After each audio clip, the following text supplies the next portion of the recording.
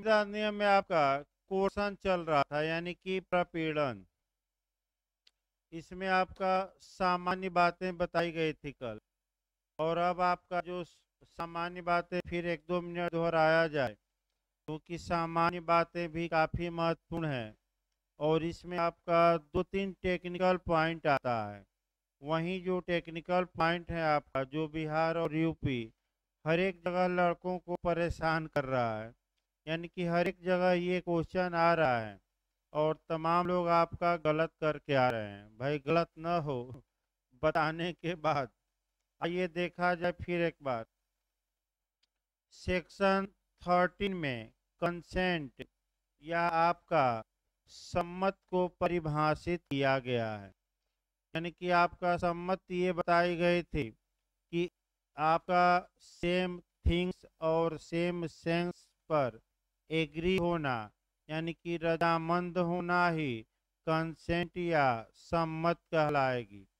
यानी कि जब दो या दो से अधिक व्यक्ति एक बात पर एक भाव में सहमत होते हैं, तो ऐसे सहमत होने को ही सहमत कहा जाता है।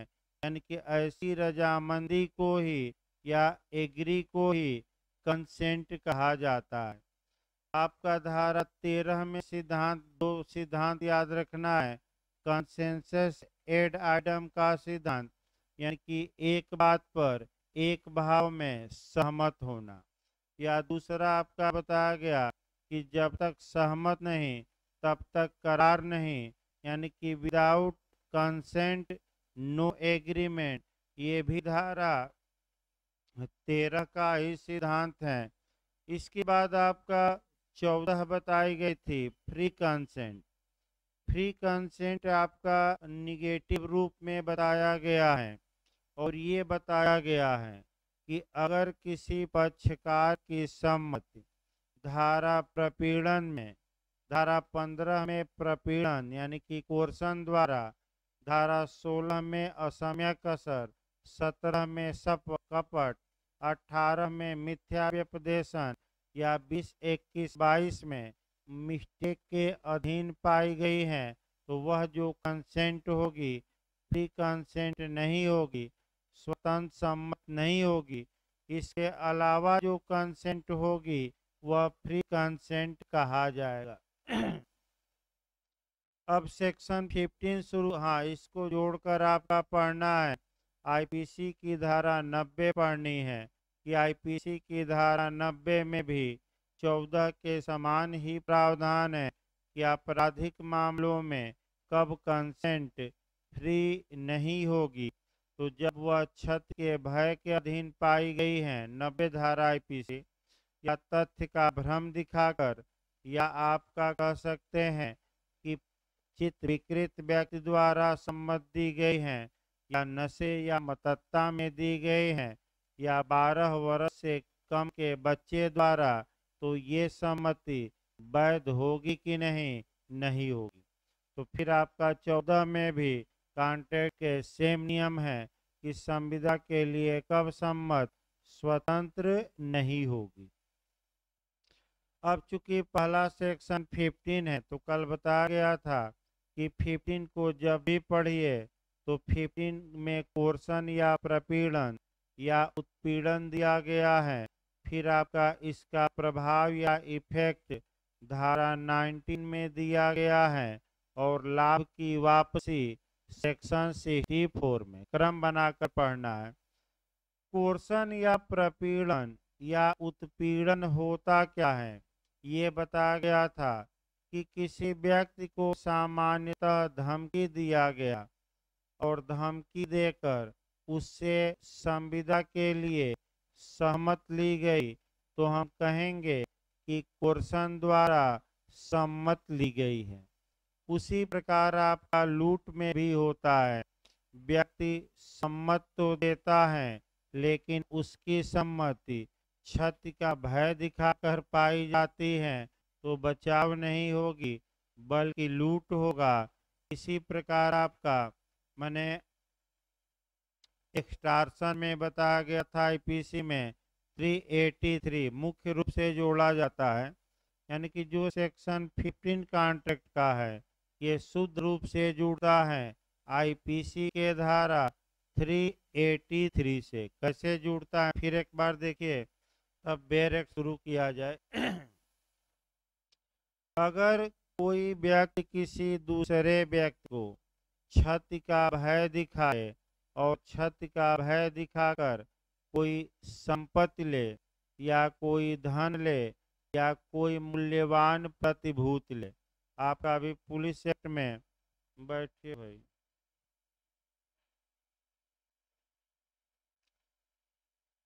पुलिस एक्ट में आपका कल मूल्यवान प्रतिभूति बताना भी है और आपका किस सेक्शन में है, 30 में।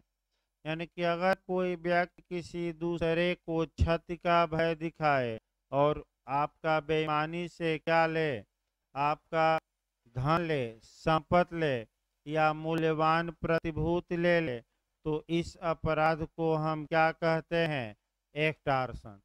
एक्सटॉर्शन कहा जाता है। जैसे कि आजकल सोशल मीडिया पर भी काफ़ी ये अपराध हो रहा है। जैसे कि मान लीजिए आपने कोई यूट्यूब चैनल बनाया या आपके पास कोई व्हाट्सएप कॉल आती है, वीडियो कॉल आती है, तो भाई फिर एक बार सलाह दी जाती है कि अननोन नंबर से न उठाइए तभी अच्छा है। अगर आप नंबर सेव नहीं है तो वीडियो कॉल न उठाइए। तमाम उसमें समस्याएं आ रही हैं और तमाम लोग आपका परेशान हो जा रहे हैं। लेकिन जब भी कॉल आए और उसके बाद ये कहा जाए कि 1 लाख रुपया दो, नहीं तो सोशल मीडिया पर तुम्हारा हम अश्लील वीडियो क्या करेंगे, वायरल, तो आपको घबराना नहीं है। कहा कि तुम क्या करोगी वायरल, तुमसे पहले हम ही कर देंगे। हम भी इधर वीडियो क्या किए हैं, एडिट किए हैं। अब आओ शर्त लगाया जाए कि तुम पहले वायरल करती हो कि हम करेंगे। तो डरना नहीं है, बल्कि धमकी दे देना है और बार बार आप ही फोन करिए कि पैसा दो, इतना नहीं तो हम ही क्या कर देंगे। तो देखिए मोबाइल स्विच ऑफ करके क्या होगा। वैसे हमारे यहाँ जल्दी फोन नहीं आता है, ऐसा नंबर बहुत ज़्यादा बटा है। तो अननोन नंबर से मैं वीडियो कॉल भाई नहीं उठाता, बता दूं, कभी भी वीडियो ऑडियो कॉल नहीं उठाता। तो अगर ऐसा है तो ये एक्सटॉर्शन ही होगा। और कोचिंग के भी 2-3 लोग आपका परेशान थे, आए तो हम कह कि और कुछ पैसा भी भेज दिए और पैसे की मांग चल रही थी। हम कह कि पहले मोबाइल स्विच ऑफ करो और जाकर FIR कराओ जिस नंबर से फोन आ रहा है, ये हमें एक्सटॉर्शन किया जा रहा है। यानी कि धमकी देकर, क्या क्षति का भय दिखाकर। तो बताइए अश्लील वीडियो वायरल हो जाएगा तो शरीर को क्षति पहुंचेगी कि संपत्ति को कि ख्याति को कि मन को, ख्यात को। हाँ, तो क्षति में ख्यात की क्षति शामिल है, ये मैं कल भी बता था। और आईपीसी के किस सेक्शन में क्षति परिभाषित है, 44। अब आइए, भूमिका हो गई थी आपका, बेयर एक्ट से चलना है और बेयर एक्ट से आपका कुछ बातें गौर करनी है, कुछ केस भी याद करना पड़ेगा और जो 3-4 पॉइंट हम टेक्निकल बताएंगे वही पॉइंट आपका लोगों को कम समझ में आता है। देखिए फिर एक बार बेयर एक्ट देखा जाए भाई। बेयर एक्ट आपका निकाल लीजिए, देखिए क्या कहता है धारा 15 का।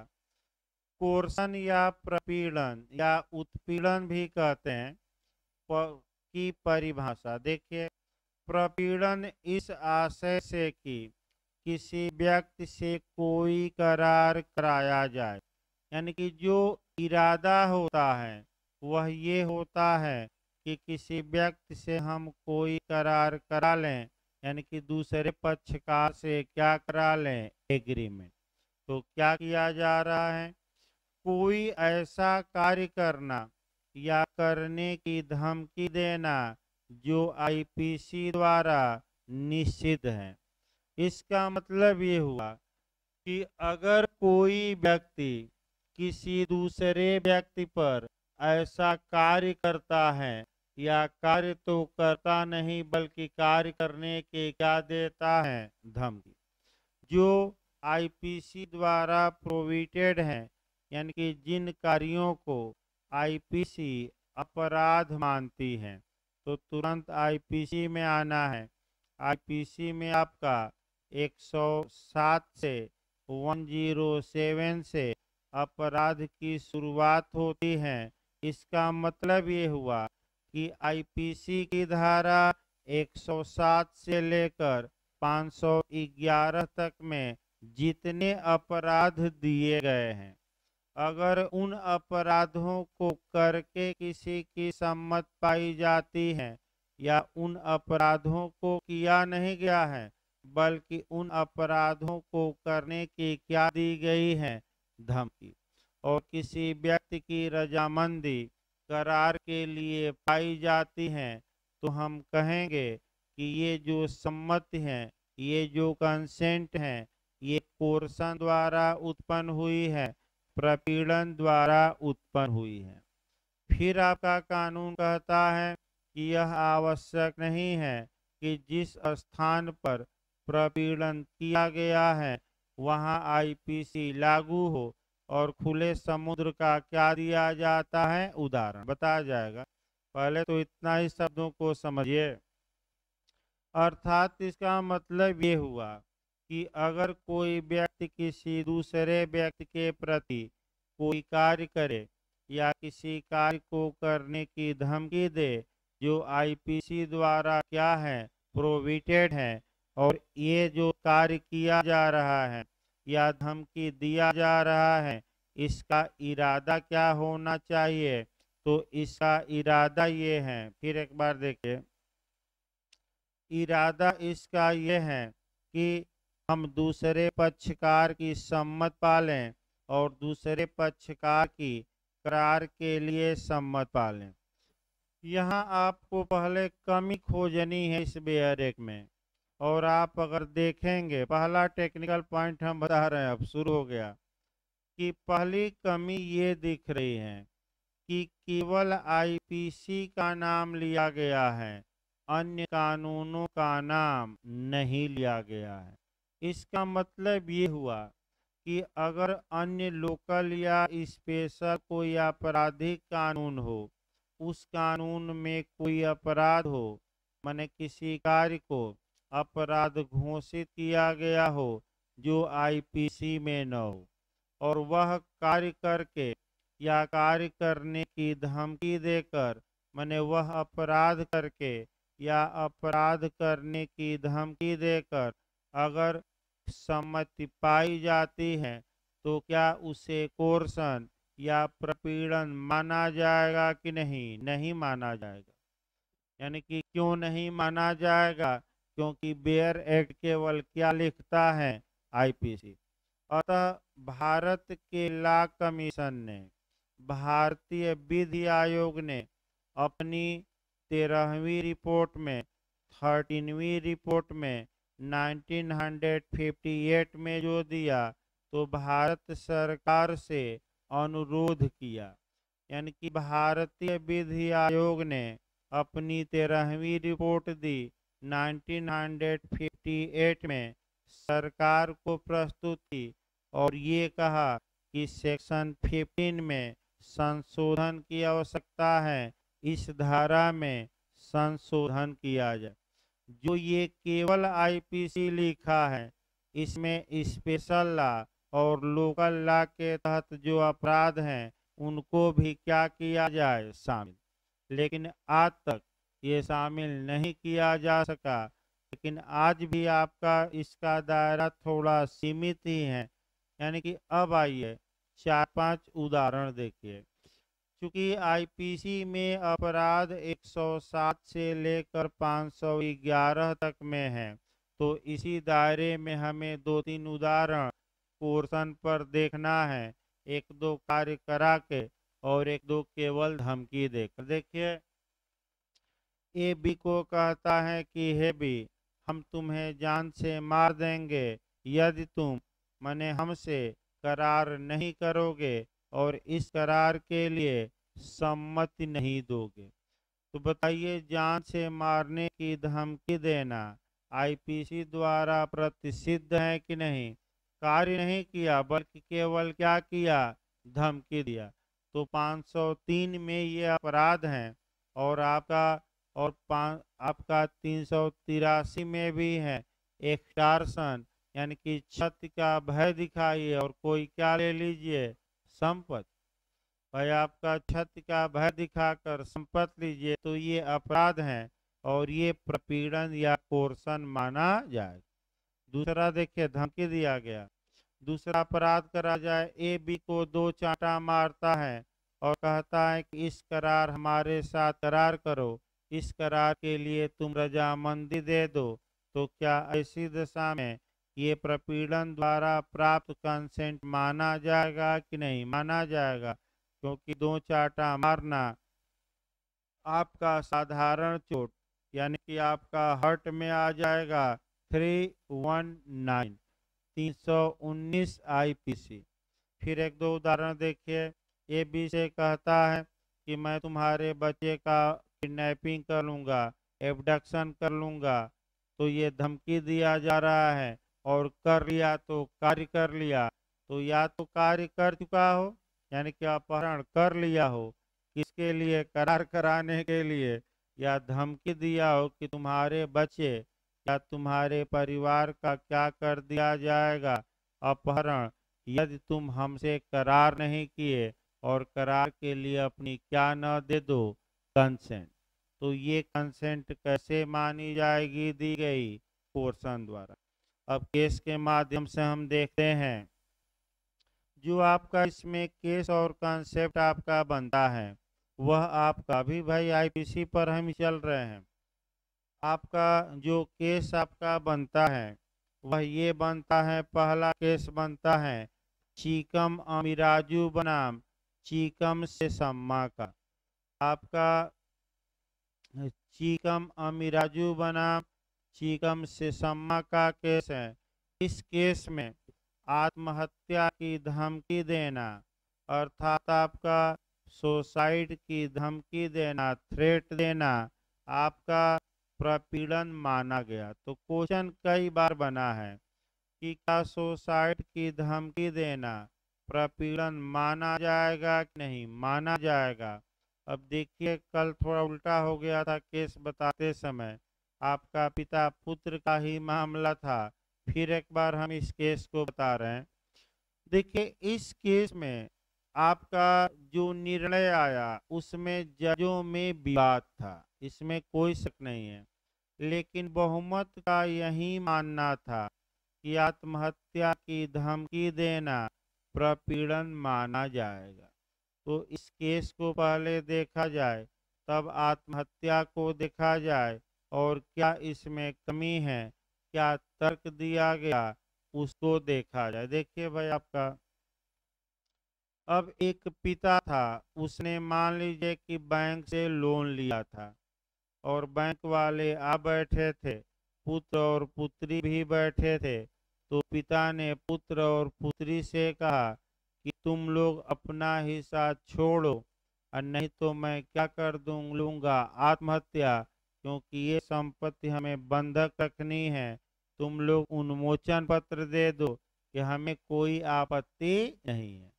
तो अब पिता ने ही धमकी दिया था सुसाइड की, पुत्र पुत्री ने उन्मोचन पत्र या डिस्चार्ज लेटर लिख दिया। डिस्चार्ज लेटर माने नो ऑब्जेक्शन लेटर।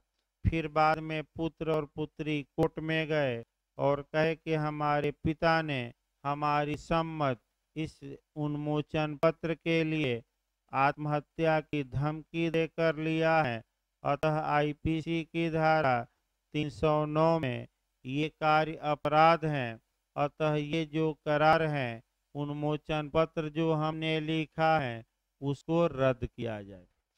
अब समस्या ये आया कि जो आपका सुसाइड का मामला है, आपका जो पिता का वकील था उसका तर्क था कि हजूर इसे कोर्सन नहीं माना जाएगा क्योंकि आत्महत्या करना अपराध नहीं है। अतः आत्महत्या की धमकी देना भी अपराध न माना जाए। देखिए, तर्कों के तीर चलाने हैं। पिता का वकील कह रहा था कि चूंकि आत्महत्या करना अपराध ही नहीं है, अतः आत्महत्या की धमकी देने को भी प्रपीड़न या अपराध न माना जाए। और पुत्र और पुत्री कह रहे थे या उनका वकील कह रहा था कि आत्महत्या की धमकी देना अपराध माना जाएगा। अब आत्महत्या इसलिए अपराध नहीं है कि दंड देने के लिए वह व्यक्ति बचता ही नहीं तो किसको सजा दी जाएगी। यानी कि आत्महत्या का प्रयास तो अपराध है, लेकिन आत्महत्या करना अपराध नहीं है। ये उल्टा नियम चलता है। यानी कि जब आप गांव में जाएंगे या किसी सीनियर वकील के पास जाएंगे या कहीं आपका महारथियों के पास चले जाएंगे और जैसे ही जान जाएंगे कि लड़का मनोज सर के यहाँ पढ़ता है, तो निश्चित तौर पे कुछ टेक्निकल क्वेश्चन जरूर पूछा जाएगा।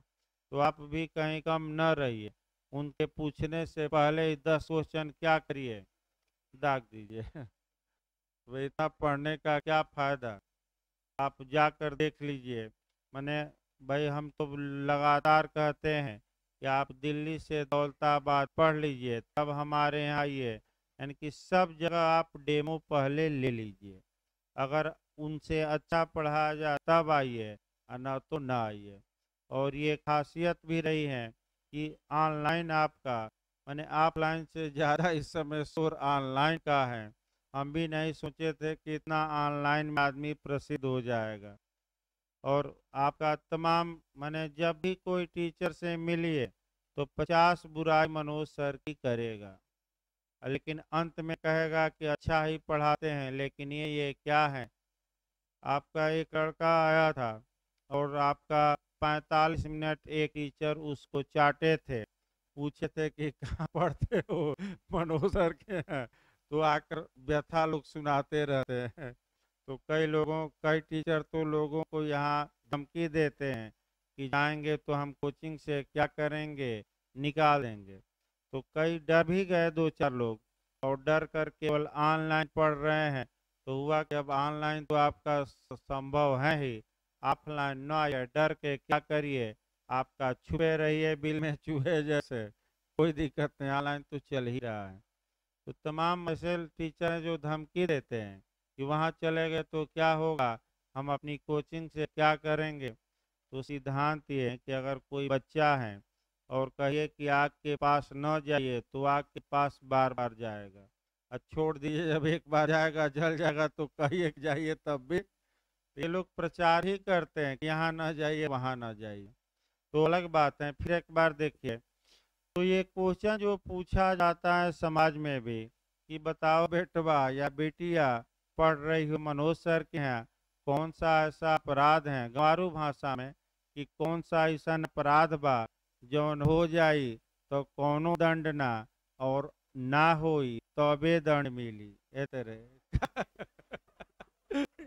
गंवारू, अब थोड़ा बहुत दिन हो गया गंवारू भाषा बोले, तो ऐसी दशा में तो आप बताएंगे आत्महत्या एक ऐसा अपराध है जो सफल हो गया तो कोई बचता ही नहीं, मर गया तब किसको दंड, आत्मा को बुला कर देंगे।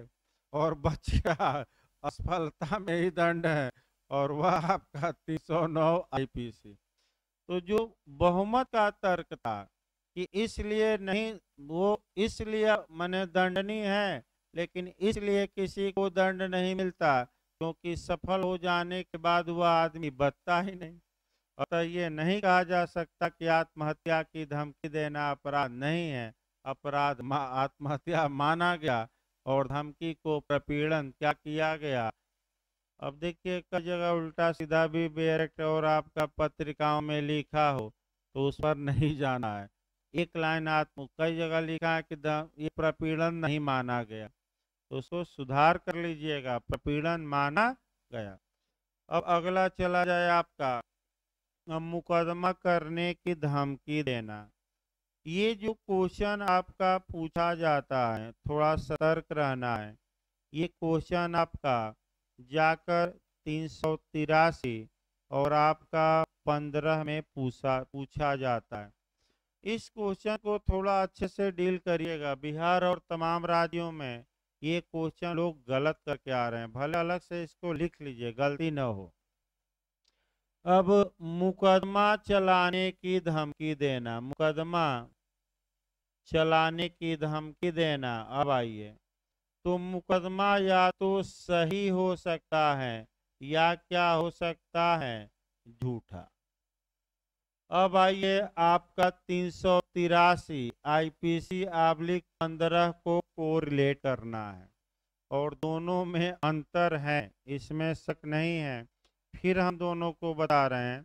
383 आईपीसी में है एक्सटॉर्शन के बारे में, यानी कि आपका उद्यापन के बारे में। उद्यापन का मतलब ये हुआ कि जब कोई व्यक्ति किसी दूसरे व्यक्ति को क्षति का भय दिखाता है और दूसरे व्यक्ति से को उत्प्रेरित करता है बेईमानी से, या तो कोई संपत्ति दे या कोई धन दे या कोई मूल्यवान प्रतिभूति दे। तो अब क्षति का भय दिखाया जाए, और यहाँ जो हम क्षति का भय दिखाएंगे वह मुकदमा दायर करने, यानी कि एफआईआर करने की धमकी देना। अब फिर आपका 15 में कॉन्सेप्ट बनाइए। सेक्शन 15 में भी तो वही है कि अगर आईपीसी के तहत जितने अपराध हैं उनको करके या उनके करने की क्या देकर, धमकी देकर किसी की सम्मति पाई गई है, तो यहाँ भी मुकदमा दायर करने की हम क्या कराएंगे, धमकी देंगे। इस पर केस देखा जाए, मस्जिदी बनाम आयशा का केस है। मस्जिदी बनाम आशा का केस है। सही मुकदमा चलाने की धमकी देना आपका कोर्सन नहीं माना जाएगा, लेकिन झूठा मुकदमा चलाने की आपका धमकी देना कोर्सन माना जाएगा। अब आइए, धारा 15 पहले हम कोरिलेट कर रहे हैं, ध्यान से में रखिएगा। अगर कोई व्यक्ति ये धमकी देता है आपका सही मुकदमा चलाने का, यानी कि ए 20 को धमकी देता है कि हे बी, तुम मेरा 5,000 रुपया उधार लिए थे, फिर नया करार हमसे करो कि हम पैसा लौटाएंगे, और नहीं तो उस 5,000 के लिए हम तुम्हारे खिलाफ कोर्ट में क्या कर देंगे, मुकदमा। बताइए, क्या ये क्वेश्चन माना जाएगा? नहीं। यानी कि सही मुकदमा चलाने की धमकी देना मस्जिदी बनाम आयशा के केस में प्रपीड़न या कोर्सन नहीं माना गया। लेकिन मुकदमा झूठा हो कि सही? सही। लेकिन अगर झूठा मुकदमे करने की धमकी दी जाती है तो एक धमकी दिलवाइए। ये कहता है बी से कि हे बी, मैं तुम्हारे खिलाफ फर्जी एफआईआर कर दूंगा अगर तुम मुझसे करार न किए। करते भी ये लोग, तमाम लोग करते हैं कि पुलिस से साठ-गांठ किए रहते हैं और लोगों को धमकाते रहते हैं कि पुलिस वाले हमारे मामा हैं, चाचा हैं, तो ऐसी दशा में तुम अगर हमसे करार नहीं करोगे, अपना मकान नहीं बेचोगे, तो मैं फर्जी मुकदमे में तुम्हें क्या करूंगा, फंसा दूंगा। तो बताइए, ये अगर ऐसे सम्मत पाई गई हैं तो क्या ये कोर्सन माना जाएगा कि नहीं, उत्पीड़न माना जाएगा कि नहीं? एकदम दिमाग स्थिर करके फिर एक बार समझिए। धारा 15 के तहत सही मुकदमा दायर करने की धमकी देकर सम्मत पाना प्रपीड़न नहीं माना जाएगा, और गलत या झूठा या फाल्स मुकदमा करने की धमकी देकर क्या पाना, सम्मति, ये धारा 15 में कोर्सन माना जाएगा। और किस केस में कहा गया, तो मस्जिदी बनाम आशा। अब इसको आपका थोड़ा आपराधिक मामलों में ले जाइए, वहां भी पूछा जाता है। 383, अब इसमें ये है कि अगर कोई व्यक्ति किसी दूसरे व्यक्ति को क्षति का भय दिखाता है, तो यहाँ आपका मुकदमा करने का भय दिखाना भी क्षति का भय माना जाएगा। तो चाहे आईपीसी में सही मुकदमा दायर करने का भय दिखाया जाए या झूठा मुकदमा, दोनों आपका उद्यापन माना जाएगा। तो आइए एक देखते हैं। मान लीजिए एक व्यक्ति आपका अश्लील वीडियो नहीं बनाया है और फर्जी आपको कहता है कि मैं तुम्हें फर्जी मुकदमे में फंसा दूंगा, एडिट कर दूंगा वीडियो और क्या करूंगा सोशल मीडिया पर डाल दूंगा। मैंने कि झूठा मुकदमा मैं क्या करूंगा, कर दूंगा। और एक वास्तव में अश्लील वीडियो बना लिया है, धमकी दे रहा है कि पैसा दो नहीं तो हम क्या करेंगे, एफआईआर तुम्हारे खिलाफ कर देंगे। तो चाहे फिर एक बार याद रखिए, आईपीसी के तहत चाहे सही मुकदमा दायर करने की धमकी दी गई हो या झूठा मुकदमा कायम करने की धमकी दी गई हो और क्या वसूल लिया गया हो, धन या संपत्ति या मूल्यवान प्रतिभूति, तो वह एक्सटॉर्शन या आपका उद्यापन का अपराध माना जाए। तो उद्यापन बताइए, सही मुकदमा करने की धमकी देकर कि झूठा की दोनों, और प्रपीड़न सही मुकदमा की झूठा की दोनों के इनमें से कोई नहीं। तो झूठा मुकदमे दायर करने की धमकी देकर सम्मत या कंसेंट प्राप्त करना प्रपीड़न धारा 15 में माना जाए और उसमें दोनों माना जाएगा आपका एक्सटॉर्शन। यही क्वेश्चन बार बार गलत हो रहा है। न समझ में आए तो फिर कहिए, बताएं, कोई दिक्कत नहीं है। न आया हो तो फिर एक बार हम बता सकते हैं। अगर बाद में पूछ लीजिएगा, एक बार दिमाग लगाइएगा, इस क्वेश्चन पर गलत होता है। अब अगला आया हड़ताल की धमकी देना। हड़ताल की धमकी देना क्या प्रपीड़न माना जाएगा कि नहीं? तो आइए एक उदाहरण देखा जाए। मान लीजिए कर्मचारियों ने सरकार को धमकी दी कि अगर मेरी पगार नहीं आप बढ़ाएंगे तो हम लोग क्या कर देंगे, हड़ताल। तो बताइए सरकार ने पगार बढ़ा दिया तो क्या हड़ताल की धमकी देना प्रपीड़न माना जाएगा कि नहीं? नहीं माना जाएगा। बाद में ये सरकार नहीं कह सकती कि हमारी सम्मत पगार बढ़ाने के लिए ये लोग प्रपीड़न से लिए हैं, क्योंकि हड़ताल की धमकी देना प्रपीड़न कानूनन क्या किया गया है, नहीं माना गया। अगला जो पूछा जाता है, आंध्र आपका माने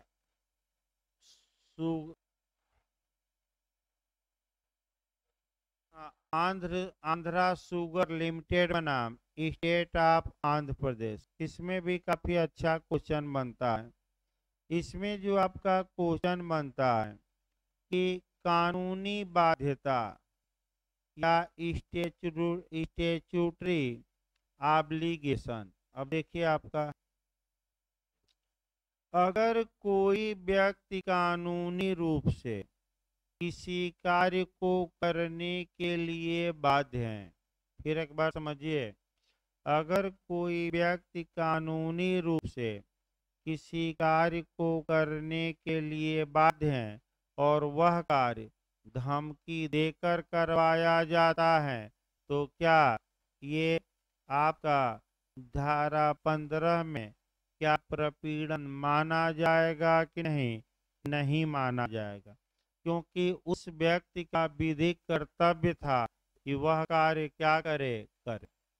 जैसे कि उदाहरण के रूप में पुलिस अपराधियों को गिरफ्तार नहीं कर रही है, एक आदमी थाने पर गया और कहा कि आप गिरफ्तार करिए नहीं तो मैं आपके वरिष्ठ अधिकारियों के यहाँ एप्लीकेशन दूंगा। पुलिस अधिनियम की धारा 7 के तहत ये अपने कार्य में उपेक्षा बरता है, 2 बूंद लेकर थाने में बैठा रहता है और जनता की सुनता ही नहीं, अतः इसे टर्मिनेट किया जाए, बर्खास्त किया जाए। तो पुलिस एक्ट की धारा में विभागीय कार्यवाही 7 में। और रटिए धीरे धीरे पुलिस एक्ट भी, आगे हम तो बताएंगे 2-3 दिन में। यानी कि अगर किसी व्यक्ति पर कोई कार्य करने के लिए कानूनी रूप से व्यक्ति क्या है, बाउंड, और वह कार्य कराया जाता है उसके लिए करार किया जाता है, तो क्या वह प्रपीड़न माना जाएगा? नहीं। अब आगे देखा जाए आपका दृष्टांत इसमें, पहले तब अभी सेकंड खंड बाद में आएगा। पहले दृष्टांत देखिए भाई, जो इलस्ट्रेशन दिया गया है वह आपका देखना है, और आपका अभी आधा ही वाक्य हुआ है, बेरेट का आधा पर ये अभी चल रहे हैं। अगला देखिए, स्पष्टीकरण। आपका एक्सप्लेनेशन ये बताता है कि यह तत्वहीन है। तत्वहीन है मतलब महत्वहीन है, यानी कि इसका कोई मतलब नहीं है। यह तत्वहीन है कि जिस स्थान पर प्रपीड़न का प्रयोग किया जाता है, यानी कि जिस स्थान पर धमकी दी जाती है इत्यादि, वहाँ आईपीसी प्रवृत्त है या नहीं, लागू है या नहीं। यानी कि जिस स्थान पर आपराधिक कार्य किया गया या आईपीसी के तहत जो अपराध है करने की धमकी दी गई, वहाँ ये आवश्यक नहीं है कि उस स्थान पर आईपीसी के प्रावधान क्या हो, लागू हो भी सकते हैं और नहीं। इसके आपका इसके एवज में, यानी कि इसको समझाने के लिए एक इलस्ट्रेशन दिया गया है, वही इलस्ट्रेशन याद करना है। देखिए पूछा भी जाता है, खुले समुद्र में एक अंग्रेजी पोत पर ऐसे कार्य द्वारा जो आईपीसी के अधीन आपराधिक अभित्रास की कोर्ट में आता है, यानी कि 503 में आता है, यानी कि धमकी में आता है। ख से क एक करार कराता है, तत्पश्चात को संविदा भंग के लिए कलकत्ते में ख पर वाद लाता है, तो भले ही खुले समुद्र में आपका आईपीसी लागू न हो, लेकिन आईपीसी द्वारा प्रतिषिद्ध कार्य को करने की आपने धमकी दिया है, तो प्रपीड़न माना जाएगा कि नहीं? माना जाएगा, भले खुले समुद्र में आईपीसी लागू न हो। तो इससे मतलब नहीं है। अब दूसरा पॉइंट आ जाए भाई, आपका अभी एक लाइन हमने बताया इतना पर, अब दूसरे पॉइंट पर आइए भाई। फिर एक बार देखिए कहाँ तक अभी तक बताया गया।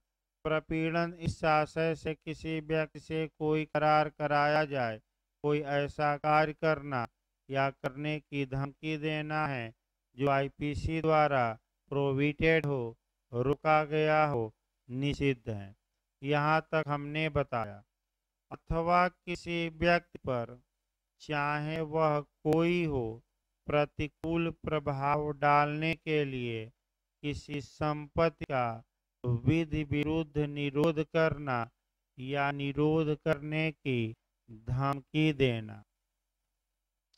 इसका मतलब जो दूसरा पॉइंट आपका क्वेश्चन में आया वो ये कहता है कि किसी व्यक्ति पर आपका प्रतिकूल इफेक्ट डाला जाए ताकि वह करार के लिए सम्मति दे दे। इसके लिए क्या करना प्रपीड़न माना जाएगा? तो किसी संपत्ति मतलब चल के अचल की दोनों। कौन सी संपत्ति आ गई? किसी मतलब क्या? दोनों। अगर यहाँ इरादा चल अचल का रहता तो स्पष्ट बेरेट क्या करता? तो किसी संपत्ति को अवैध तरीके से बिना किसी विधिक प्राधिकार के डिटेन करना या डिटेन करने की क्या देना? धमकी। तो 3-4 उदाहरण देखिए। आपका डिटेन या निरुद्ध करना माने आपका जब्त कर लेना। निरुद्ध करना मतलब क्या हुआ? जब्त। अब आइए 2-3 उदाहरण। ए बी से कहता है कि हे बी, जब तक तुम हमसे करार नहीं करोगे तुम्हारी बाइक हम एक कदम ही आगे नहीं बढ़ने देंगे। चाबी निकाल लिया बाइक की और कहा कि करार के लिए क्या दो, अभी के अभी सम्मत। बताइए संपत्ति का निरोध किया कि नहीं किया? और आपका धमकी दिया कि किया? और धमकी कब कहा जाएगा? कि रोज इसी रास्ते से जाते हो, करार के लिए सम्मति दे दो, नहीं तो एक दिन बाइक पकड़कर अपने कमरे में मैं क्या करूंगा, निरोध कर दूंगा, रख दूंगा, तब तुम्हें पता लगेगा। रोज रोज मान मनौवल कर रहा हूँ कि बेच दो अपना मकान, बेच दो। तो दो उदाहरण बताए गए, यानी कि आपका संपत्ति को निरुद्ध करना। तुम्हारे जैसे एक आदमी का मकान बन रहा है, मकान पर कब्जा कर लीजिए, मकान को रुकवा दीजिए और कह दीजिए कि जब तक हमसे तुम संविदा नहीं करोगे तुम्हारा मकान मैं बनने क्या करूंगा। तो ये प्रपीड़न माना जाएगा कि नहीं माना जाएगा। तो या तो संपत्ति को डिटेन करके, यानी कि निरुद्ध करके या निरुद्ध करने की क्या देना, धमकी, ऐसी दशा में भी कोर्सन माना जाएगा। अब आपका उदाहरण देखिए, इसमें जो उदाहरण बनता है आपका बनता है, कह सकते हैं कि रंग नायकम्मा बनाम अलवर शेट्टी का। इसमें कल बता भी गया था, फिर देखिए डिटेल में। रंग नायकम्मा बनाम अलवर शेट्टी का केस है। इसमें एक स्त्री के पति की मृत्यु हो गई, उसके पति की लाश घर वाले तब तक नहीं उठने दिए जब तक कि स्त्री ने एक बच्चे को, घर के एक बच्चे को एडाप्ट न कर लिया, गोद न ले लिया। अब स्त्री बाद में गई गोदनामा या एडाप्शन को रद्द कराने के लिए, तो न्यायालय ने रद्द किया और कहा कि स्त्री की सम्मति जो करार के लिए पाई गई थी वह कोर्सन द्वारा पाई गई, फिर सम्मत नहीं थी। अतः ये दत्तकनामा हम क्या करते हैं, रद्द। यानी कि पति के शरीर को तब तक नहीं उठने दिया गया, तो संपत्ति को निरुद्ध कर दिया गया कि हम उठने नहीं देंगे। कब तक, जब तक कि क्या न हो जाए आपका, तुम किसी बच्चे को घर की गोद न ले लो।